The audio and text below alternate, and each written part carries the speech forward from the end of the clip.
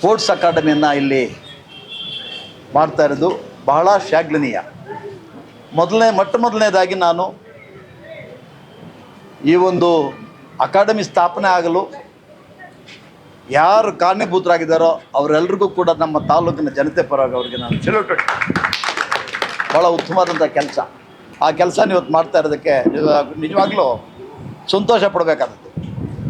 ಈ ಒಂದು ವೇದಿಕೆಯಲ್ಲಿ ನನ್ನೊಂದಿಗೆ ನಮ್ಮ SP ವೆಂಕಟೇಶಪ್ಪ, ನಿವೃತ್ತ ಪ್ರಥಮ ದರ್ಜೆ ಕಾಲೇಜಿನ ದೈಹಿಕ ನಿರ್ದೇಶಕರು, ಇಲ್ಲಿ ವೇದಿಕೆಯಲ್ಲಿರ್ತಕ್ಕಂಥವ್ರು ಸುಮಾರು ಜನ ಅವ್ರ ಶಿಷ್ಯರೇ ಇದ್ದಾರೆ. ಆದರೂ ಇವಾಗ ಇನ್ನೂ 20 ವರ್ಷ ಸರ್ವಿಸ್ ಮಾಡ್ಬೋದು ಹಂಗಿದ್ದಾರೆ. ಯಾಕೆ ಅಂತಂದರೆ ಮೂಲ ಕಾರಣ ದೈಹಿಕವಾಗಿ ಬಾಡಿಯನ್ನು ಮೊದಲಿಂದ ದುಡಿಸ್ಕೊಂಡು ಬಂದಿರೋದ್ರಿಂದ ಇವತ್ತು ಗಟ್ಟಿಮುಟ್ಟಿಯಾಗಿದೆ. ಅವರು ವೇದಿಕೆಯಲ್ಲಿದ್ದಾರೆ. ಅದೇ ರೀತಿಯಾಗಿ ನಮ್ಮ ಕಾನೂನು ಪದವಿ ಕಾಲೇಜಿನ ನಿರ್ದೇಶಕರಾದಂಥ ದೈಹಿಕ ನಿರ್ದೇಶಕರಾದಂಥ ಸುಬ್ರಹ್ಮಣ್ಯವರಿದ್ದಾರೆ.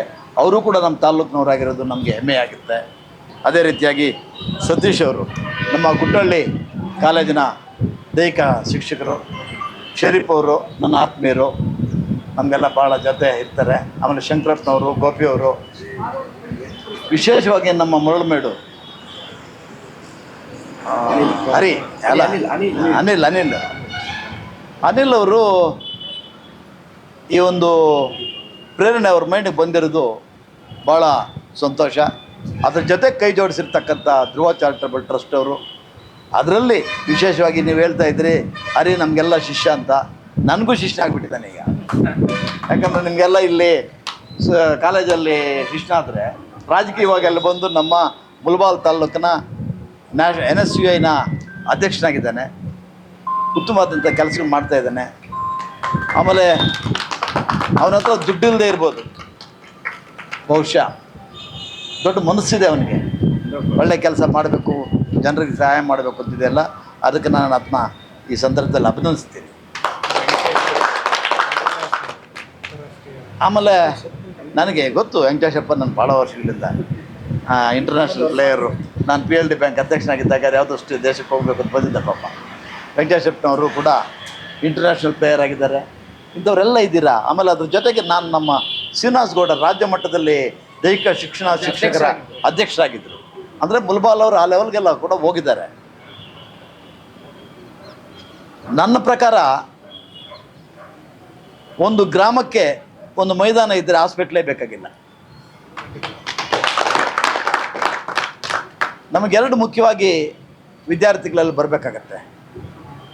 ಒಂದು, ಆರೋಗ್ಯವಂತ ಆಗಿರಬೇಕು, ಸದೃಢವಾದ ಮೈಂಡ್ ಇರಬೇಕು, ಉತ್ತಮವಾದ ದೇಹದಾಢ್ಯ ಇರಬೇಕು ಅಂತಂದರೆ ಕ್ರೀಡೆಗಳಲ್ಲಿ ಸಕ್ರಿಯವಾಗಿ ತೊಡಗಿಸ್ಕೋಬೇಕು.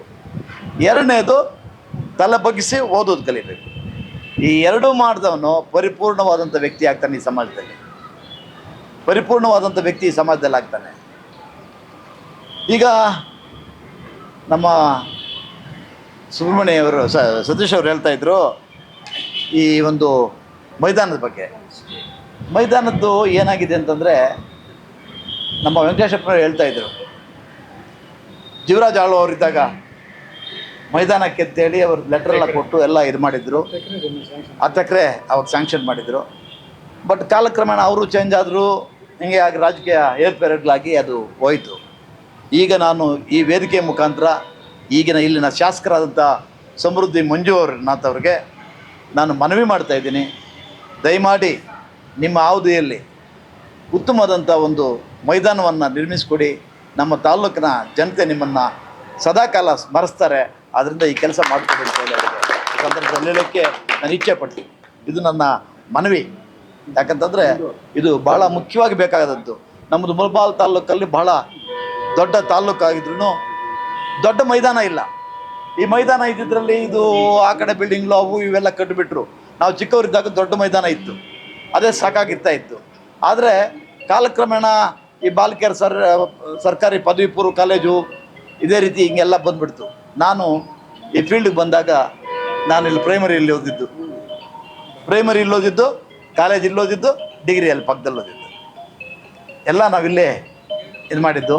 ಈ ಮೈದಾನಕ್ಕೂ ನಮಗೂ ಬಹಳಷ್ಟು ನಂಟಿದೆ. ಯಾಕಂದರೆ ಇಲ್ಲಿ ಭಾಳಷ್ಟು ಸಲ ಎದ್ದು ಬಿದ್ದು ಬಂದಿರ್ತೀವಿ. ಈಗ ಈ ಒಂದು ಅಕಾಡೆಮಿ ಮಾಡ್ತಾ ಇರೋದು ಭಾಳ ಉಪಯುಕ್ತವಾದದ್ದು. ಉದಾಹರಣೆಗೆ ಹೇಳಬೇಕಾದ್ರೆ ನನ್ನ ಮನೆಯಲ್ಲಿ ನನ್ನ ತಮ್ಮನ ಮಕ್ಕಳಿಬ್ಬರಿದ್ದಾರೆ, ಕುಶಾಂಜನ ಗೌಡ, ಗುಣಾಂಜನ ಗೌಡ ಅಂತ. ಅವರು ಮೊನ್ನೆ ರಜಾ ಸಿಕ್ಕಿದ ತಕ್ಷಣ ಅಪ್ಪ ನಾವು ಅಕಾಡೆಮಿಗೆ ಹೋಗ್ಬೇಕು, ಸೇರಿಸ್ಬೇಕು. ಎಲ್ಲಿ ನೋಡಿದ್ರು ಇಲ್ಲೆಲ್ಲೂ ಇಲ್ಲ ಅಕಾಡೆಮಿ, ಸ್ಪೋರ್ಟ್ಸ್ ಅಕಾಡೆಮಿ. ಆ ಸಂದರ್ಭದಲ್ಲಿ ನಾನು ಅವ್ರನ್ನ ಆಂಧ್ರದ Vikota, it is not a taluk headquarter, it is a hobli headquarter ಅಂಥದ್ರಲ್ಲಿ ಅಲ್ಲಿ ಮಾಡಿದ್ದಾರೆ ಅಕಾಡೆಮಿ. ನಮ್ಮ ತಾಲೂಕಲ್ಲಿಲ್ಲ. ಸ್ವಲ್ಪ ನೋವು ಆಗುತ್ತೆ, ಆದರೆ ನಮ್ಮ ಮಾಡೋ ಶಕ್ತಿ ನಮಗಿಲ್ಲ. ಅದಕ್ಕೆ ನಾನು ಹೇಳಿದ್ದು, ಇವಾಗ ಶಾಸಕರಾದಂಥ ಸಮೃದ್ಧಿ ಮಂಜು ಅವ್ರನ್ನ ಮನವಿ ಮಾಡ್ತಾಯಿದ್ದೀನಿ, ಇದು ಮಾಡಿಕೊಡ್ಬೇಕು ಅಂತೇಳಿ. ಅವರು ಅಲ್ಲಿ ಕಳಿಸಿದ್ದೆ ರಜಾದಲ್ಲಿ. ಅವರು ಒಂದು ತಿಂಗಳಿಂದ ಅಲ್ಲಿ ತರಬೇತಿ ತೊಗೊಂಡಿದ್ರು.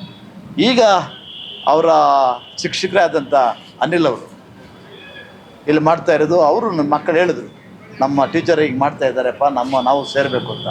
ಇವತ್ತು ಅಡ್ಮಿಷನ್ ಮಾಡಿಸ್ಬನ್ನಿ ಅಂತಂದರು. ಅಂದರೆ ಅಷ್ಟೊಂದು ಉತ್ಸುಕರಾಗಿದ್ದಾರೆ ಮಕ್ಕಳು. ನಾನು ಈ ತಾಲೂಕಿನ ಪೋಷಕರಲ್ಲಿ ಕೂಡ ಮನವಿ ಮಾಡ್ತಾಯಿದ್ದೀನಿ, ಇದೇನೋ ಒಂದು ಅಕಾಡೆಮಿ ಆಗಿದೆ, ಯಾರೋ ಆಡ್ಕೊಂಡು ಹೋಗ್ಲಿ ಅಂತಲ್ಲ, ಪ್ರತಿಯೊಬ್ಬರು ಕೂಡ ನಿಮ್ಮ ಮಕ್ಕಳನ್ನು ಈ ಅಕಾಡೆಮಿಯಲ್ಲಿ ಸೇರಿಸಿ ಉತ್ತಮವಾದಂಥ ದೈಹಿಕ ಬಲಾಢ್ಯರನ್ನಾಗಿ ಮಾಡುವಂಥ ಒಂದು ನಿರ್ಣಯವನ್ನು ನೀವು ತಗೋಬೇಕಾಗತ್ತೆ. ಯಾಕಂದರೆ ನಮ್ಮ ಭವ್ಯ ಭಾರತ ಇವತ್ತು ಇಡೀ ಪ್ರಪಂಚದಲ್ಲೇ ಯುವ ಜನಾಂಗ ಹೆಚ್ಚಾಗಿರೋದು ಅಂತಂದರೆ ಭಾರತ ದೇಶ ಮಾತ್ರ. ಈ ಯುವ ಜನಾಂಗಕ್ಕೆ ನಾವು ಮಾರ್ಗದರ್ಶನ ಕೊಡಬೇಕು, ಅವರನ್ನು ತೀಡಿ ರೂಪಿಸಬೇಕಾಗಿದೆ. ಈ ಹಿನ್ನೆಲೆಯಲ್ಲಿ ಈಗ ಮಾಡ್ತಾ ಇರ್ತಕ್ಕಂಥ ಈ ಕೆಲಸ ಭಾಳ ಚೆನ್ನಾಗಿದೆ. ಆದರೆ ನಾನು ಅವ್ರ ಕಿವಿ ಮಾತು ಹೇಳೋದೇನು ಅಂತಂದರೆ, ನೀವು ಮಾಡ್ತಾ ಇರೋದ್ರಲ್ಲಿ ಭಾಳ ಶಿಸ್ತು ಮತ್ತು ಸಂಯಮ ಇವೆಲ್ಲ ಇಟ್ಕೊಂಡು ಹೋಗ್ಬೇಕಾಗತ್ತೆ. ಏನೋ ಮಾಡಿದ್ದೀವಿ, ಕಮರ್ಷಿಯಲ್ಗಾಗಿ ಮಾಡ್ತೀವಿ ಅಥವಾ ದುಡ್ಡನ್ನು ಸಂಪಾದನೆ ಮಾಡ್ತೀವಿ ಅನ್ನೋದಕ್ಕಿಂತ ನಿಮ್ಮ ಎಲ್ಲ ಎಫರ್ಟ್ಸು ಹಾಕಿ ಶಿಸ್ತಿಂದ ನಡೆಸ್ಕೊಂಡ್ಬಂದಾಗ ಇದು ಸಕ್ಸಸ್ ಆಗುತ್ತೆ ಅಂತೇಳಿ. ಆಮೇಲೆ ಇಲ್ಲಿರ್ತಕ್ಕಂಥ ಎಲ್ಲ ಕ್ರೀಡಾ ಶಿಕ್ಷಕರಿದ್ದಾರೆ, ಅವ್ರ ಜೊತೆಗೆ ನಾವು ಕೂಡ ಕೈ ಜೋಡಿಸ್ತೀವಿ. ನೀವು ಎಲ್ಲರೂ ಸೇರಿ ಈ ಒಂದು ಧ್ರುವ ಚಾರಿಟಬಲ್ ಟ್ರಸ್ಟ್ಗೆ ಪ್ರೋತ್ಸಾಹ ಕೊಟ್ಟು ಇಲ್ಲಿ ಅತ್ಯುತ್ತಮವಾದಂಥ ಕ್ರೀಡಾಪಟುಗಳು ತಯಾರಿ ಆಗುವಂಥ ಒಂದು ಕಾರ್ಖಾನೆ ಆಗಲಿ ಅಂತೇಳಿ ಸಂದರ್ಭದಲ್ಲಿ ಹೇಳ್ತಾ ನನ್ನ ಎರಡು ಮಾತು ಮುಗಿಸ್ತೀನಿ. ಜೈ ಹಿಂದ್.